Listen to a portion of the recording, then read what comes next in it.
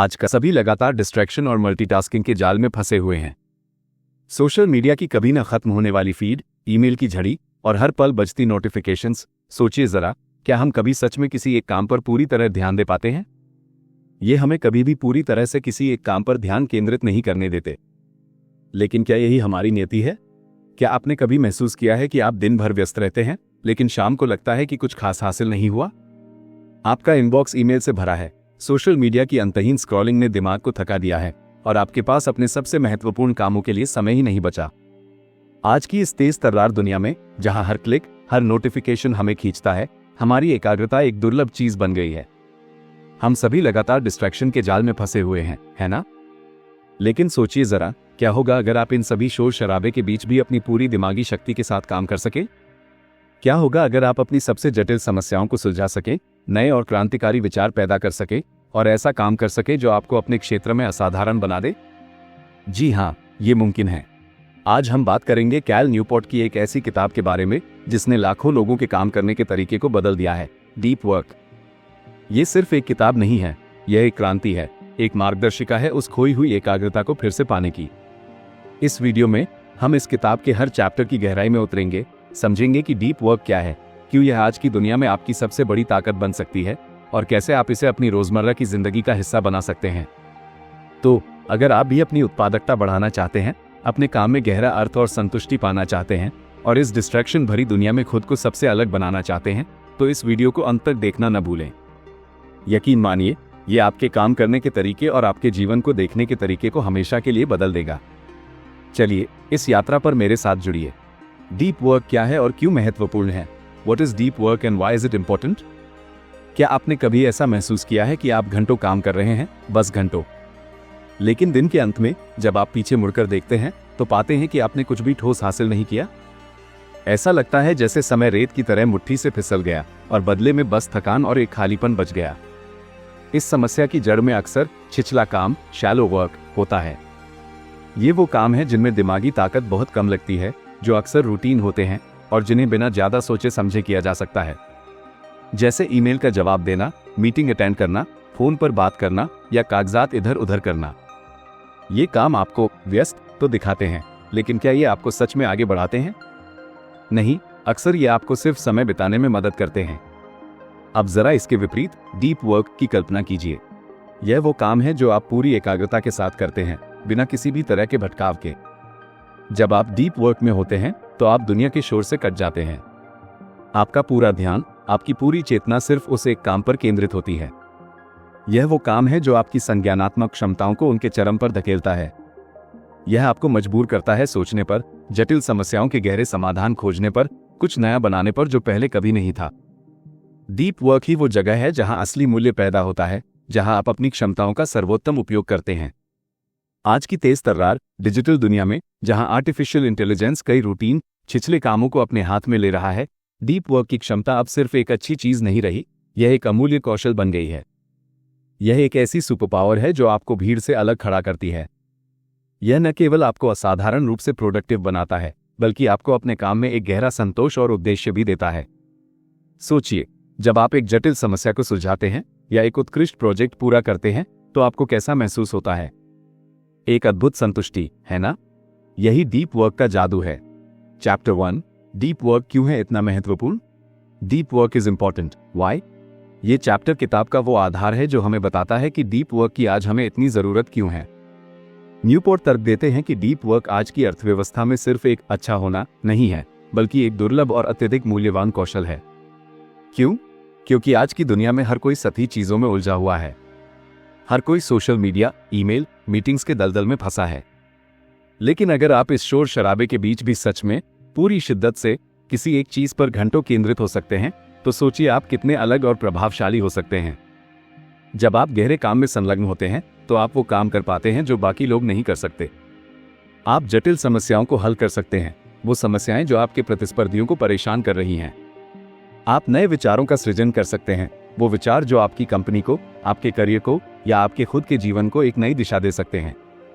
आप उच्च गुणवत्ता वाले परिणाम प्राप्त कर सकते हैं, वो परिणाम जो न केवल आपको अपने क्षेत्र में विशिष्ट बनाते हैं, बल्कि आपको एक ऐसा सम्मान दिलाते हैं जो सिर्फ मेहनत से नहीं, बल्कि गुणवत्ता से आता है। सोचिए जरा, क्या आपकी प्रतिस्पर्धा भी इसी तरह से काम कर रही है? क्या वे भी सुबह उठकर अपने सबसे महत्वपूर्ण काम पर बिना किसी भटकाव के 3-4 घंटे लगाते हैं? शायद नहीं। और यही आपकी सबसे बड़ी ताकत है, आपकी सबसे बड़ी बढ़त। डीप वर्क आपको एक ऐसा किनारा देता है जो आज की अर्थव्यवस्था में अमूल्य है। यह आपको इरिप्लेसेबल, जिसकी जगह कोई और न ले सके, बनाता है। आप सिर्फ एक कर्मचारी नहीं रहते, आप एक इंडिस्पेंसेबल एसेट, अपरिहार्य संपत्ति बन जाते हैं। ये सिर्फ अधिक पैसा कमाने के बारे में नहीं है, यह आपके काम में गहरा अर्थ खोजने, एक विरासत बनाने और खुद को उस ऊंचाई तक ले जाने के बारे में है जहां आप हमेशा से पहुंचना चाहते थे। यह आपकी अंदरूनी क्षमता को जगाने का एक तरीका है। चैप्टर 2, डीप वर्क की खेती करना, कल्टिवेटिंग डीप वर्क। ये चैप्टर हमें सिखाता है कि डीप वर्क को अपनी जीवन शैली का हिस्सा कैसे बनाया जाए। ये सिर्फ सिद्धांत नहीं है, ये वो ठोस तरीके हैं जिनसे आप अपने दिमाग को, अपनी आदतों को डीप वर्क के लिए प्रशिक्षित कर सकते हैं। यह आपके लिए एक वर्कआउट प्लान है, लेकिन आपके दिमाग के लिए। नियम 1, डीप वर्क को अपनी दिनचर्या में शामिल करें। Work deeply. आदतें बनाएं, शेड्यूल डीप वर्क। सबसे बड़ी गलती जो हम करते हैं वो ये कि हम डीप वर्क को एक ऐसी गतिविधि समझते हैं जिसे हम जब मन करेगा तब कर लेंगे। नहीं, ऐसा नहीं चलेगा। डीप वर्क कोई आकस्मिक गतिविधि नहीं है, यह एक गंभीर प्रतिबद्धता है। आपको इसे अपनी दिनचर्या में एक निश्चित समय और स्थान देना होगा। अपने कैलेंडर में इसे ब्लॉक करें, जैसे आप किसी महत्वपूर्ण मीटिंग को ब्लॉक करते हैं।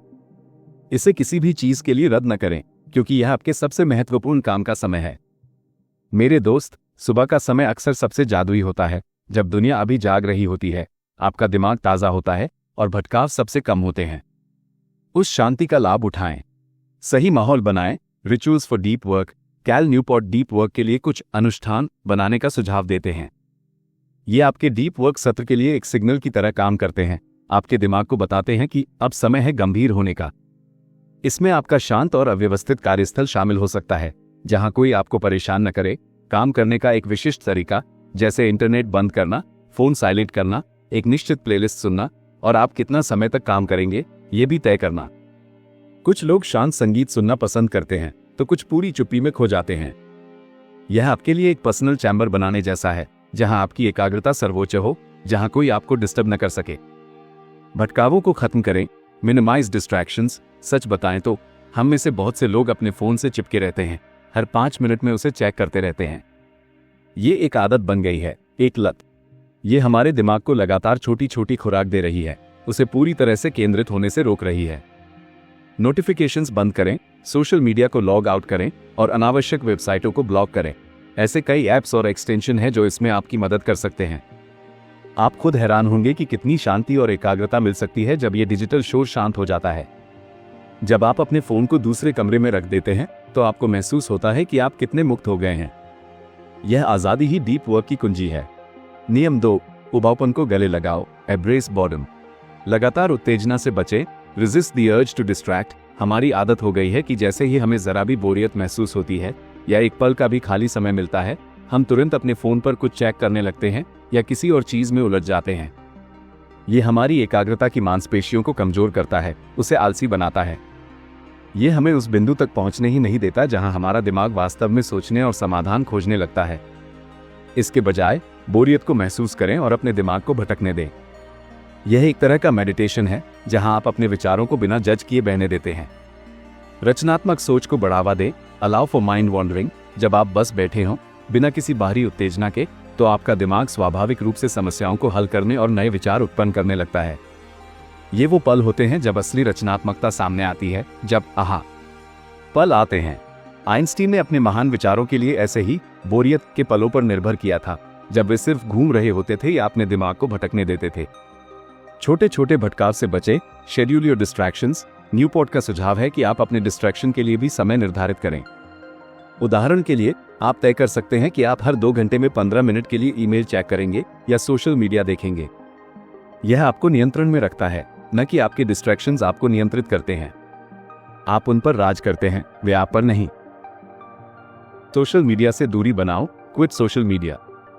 अब बात करते हैं उस सबसे बड़ी बाधा की जो हमारी एकाग्रता को लगातार भंग करती है, सोशल मीडिया।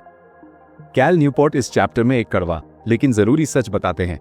सोशल मीडिया अक्सर हमारे लिए उतना फायदेमंद नहीं होता जितना हम सोचते हैं, और इसकी कीमत बहुत ज्यादा होती है। उपयोगिता बनाम लागत। Utility VS cost. हम सभी मानते हैं कि सोशल मीडिया हमें जोड़े रखता है, हमें दुनिया से अपडेट रखता है और हमारे काम के लिए भी जरूरी है। लेकिन क्या हमने कभी ईमानदारी से इसकी वास्तविक उपयोगिता का मूल्यांकन किया है? न्यूपोर्ट तर्क देते हैं कि सोशल मीडिया का उपयोग अक्सर उसकी वास्तविक उपयोगिता से कहीं अधिक होता है। सोचिए जरा, आप फेसबुक पर घंटों स्क्रॉल करते हैं, इंस्टाग्राम पर दूसरों की शानदार जिंदगियां देखते हैं या ट्विटर पर बेवजह की बहस में पड़ जाते हैं। ये आपको कुछ देर का मनोरंजन दे सकते हैं, एक पल का डोपामाइन रश, लेकिन बदले में वे आपकी एकाग्रता का एक बड़ा हिस्सा और आपका अनमोल समय छीन लेते हैं। क्या आप सच में ये मानते हैं कि हर नया ट्रेंड या हर ऑनलाइन पोस्ट आपके लिए जरूरी है?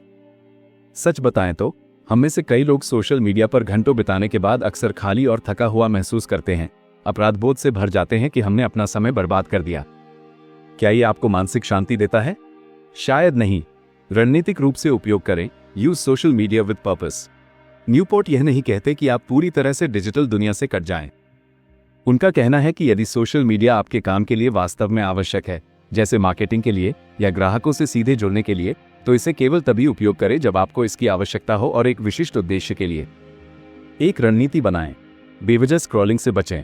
उदाहरण के लिए, यदि आप एक कलाकार हैं और अपने काम को बढ़ावा देने के लिए इंस्टाग्राम का उपयोग करते हैं, तो एक समय निर्धारित करें जब आप पोस्ट और कहानियों को बनाएंगे और अपलोड करेंगे और बाकी समय उनसे दूर रहें। अपने फोन से सोशल मीडिया ऐप्स को हटा दें और केवल लैपटॉप या डेस्कटॉप पर ही एक निश्चित समय पर उन्हें एक्सेस करें। इससे उनकी पहुंच मुश्किल हो जाएगी और आप अपने उपयोग पर बेहतर नियंत्रण कर पाएंगे।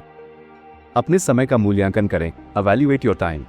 यह एक दर्दनाक सवाल हो सकता है, लेकिन यह बहुत जरूरी है। सोचिए जरा, आप सोशल मीडिया पर कितना समय बिताते हैं? ईमानदारी से, हर दिन।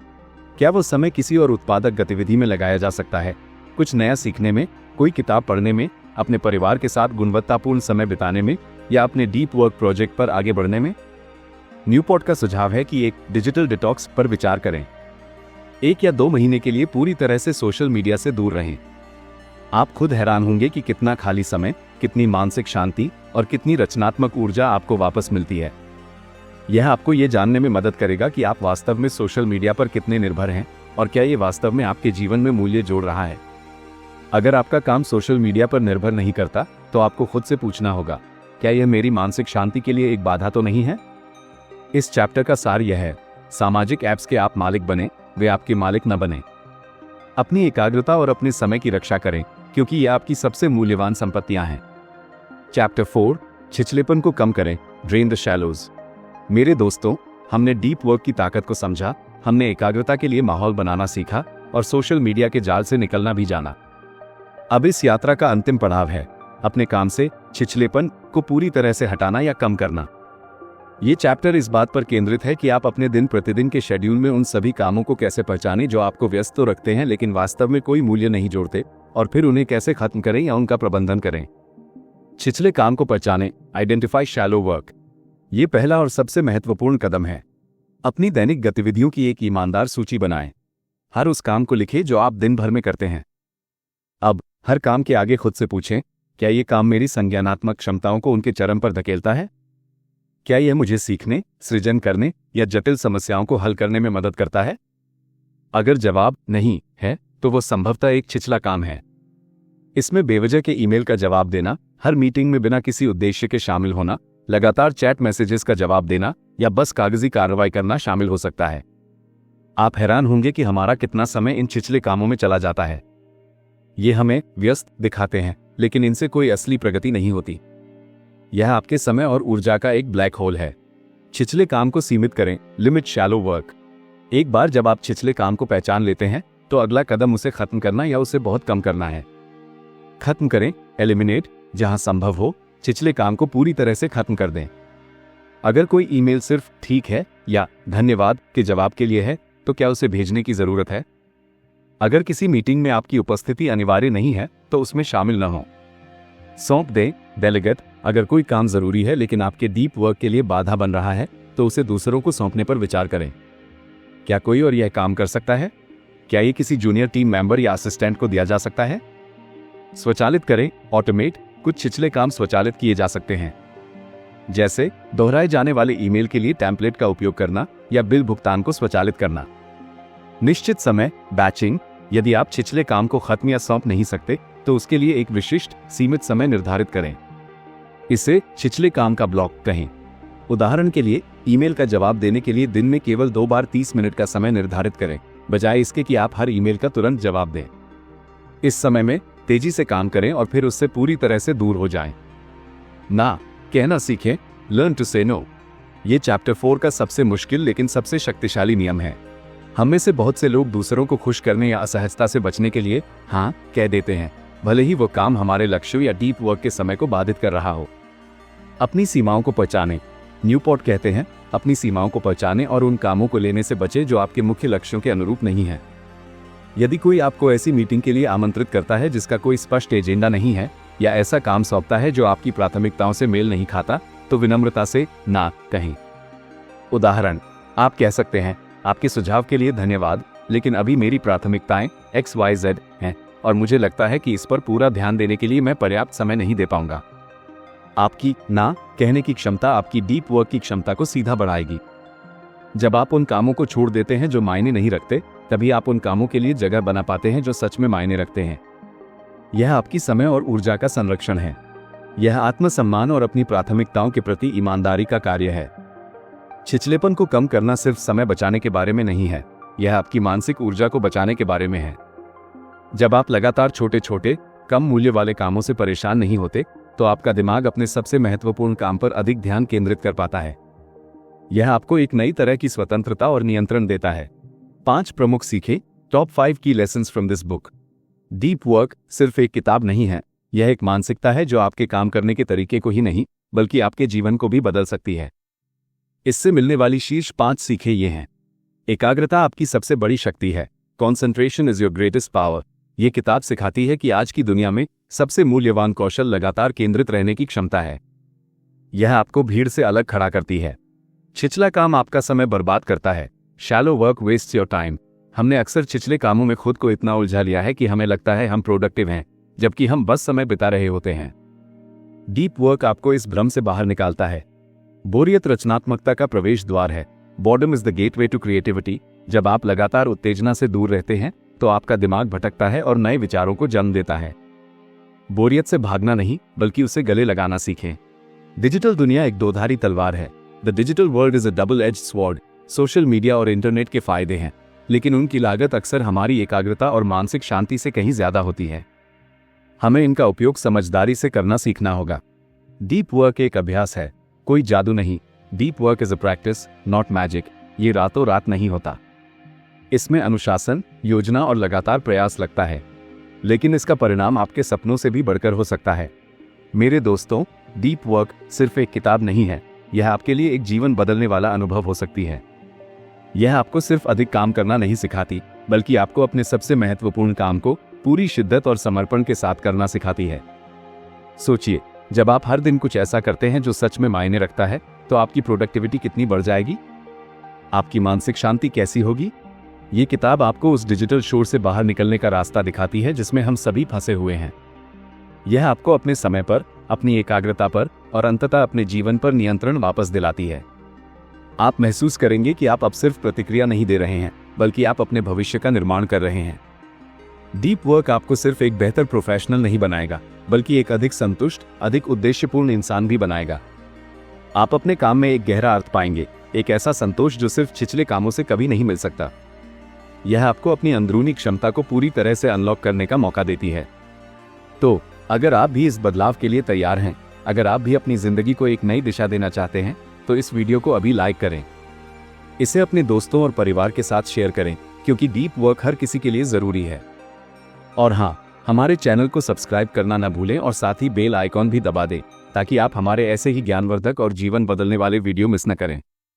आपकी प्रतिक्रिया हमारे लिए अनमोल है, तो कमेंट्स में बताएं कि आप डीप वर्क को कैसे अपनाते हैं या आपने इस किताब से क्या सीखा। आपकी कहानियां दूसरों को प्रेरित कर सकती हैं। याद रखें, आपकी एकाग्रता आपकी सबसे बड़ी संपत्ति है। इसे बचाएं, इसे बढ़ाएं और इसे डीप वर्क में लगाएं। मिलते हैं अगले वीडियो में। धन्यवाद।